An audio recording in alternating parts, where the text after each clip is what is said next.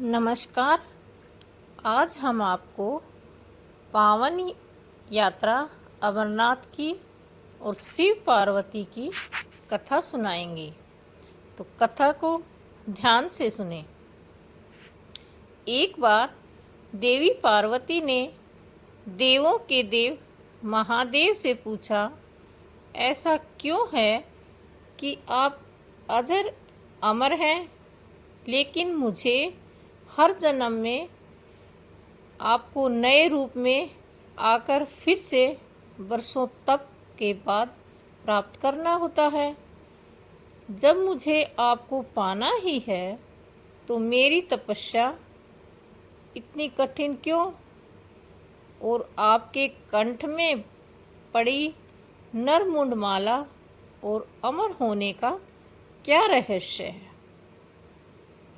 महादेव ने पहले तो देवी पार्वती के उन सवालों का जवाब देना उचित नहीं समझा, लेकिन स्त्री हट होने के कारण कुछ गुप्त रहस्य उन्हें बताने पड़े।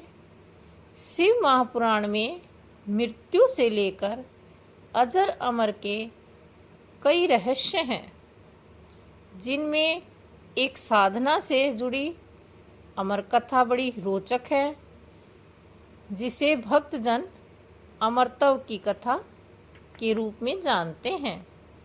हर वर्ष हिमालय में अमरनाथ, कैलाश और मानसरोवर तीर्थ स्थानों में लाखों श्रद्धालु पहुंचते हैं। सैकड़ों किलोमीटर की पैदल यात्रा करते हैं। क्यों? यह विश्वास यूं ही तो उपजा नहीं। शिव के प्रिय, सबसे अधिक प्रिय मास आषाढ़ पूर्णिमा से और सावन पूर्णिमा तक के बीच अमरनाथरा की यात्रा भक्तों को खुद से जुड़े रहस्यों के कारण जोड़ती है। जहाँ भगवान शिव ने पार्वती को अमर होने के गुप्त रहस्य बताए थे, उस दौरान वहाँ उन दो दिव्य ज्योतियों के अलावा तीसरा कोई प्राणी नहीं था। ना महादेव का नंदी वहाँ था, नहीं उनका नाग, ना ही सिर पर गंगा, और ना ही गणपति और कार्तिकेय। गुप्त स्थान की तलाश में महादेव ने सबसे पहले अपने वहाँ नंदी को छोड़ा। जिस जगह पर नंदी को छोड़ा उसे ही पहलगांव कहा जाता है। अमरनाथ यात्रा यहीं से शुरू होती है। यहाँ से थोड़ा आगे चलने पर शिवजी ने अपनी जटाओं से चंद्रमा को अलग कर दिया। जिस जगह ऐसा किया वह चंदनवाड़ी कहलाती है। इसके बाद गंगा जी को पंचरत्नी और कंठभूषण सर्पों को शेषनाग पर छोड़ दिया। इस प्रकार इस पड़ाव का नाम शेषनाग पड़ा।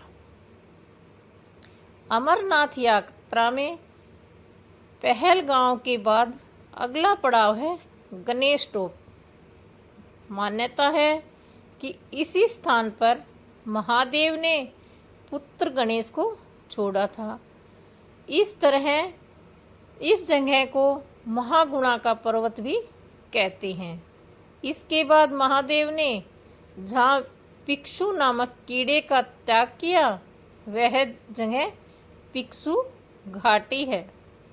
इस प्रकार महादेव ने अपने पिछले जीवनदायिनी पांचों तत्वों को स्वयं से अलग किया।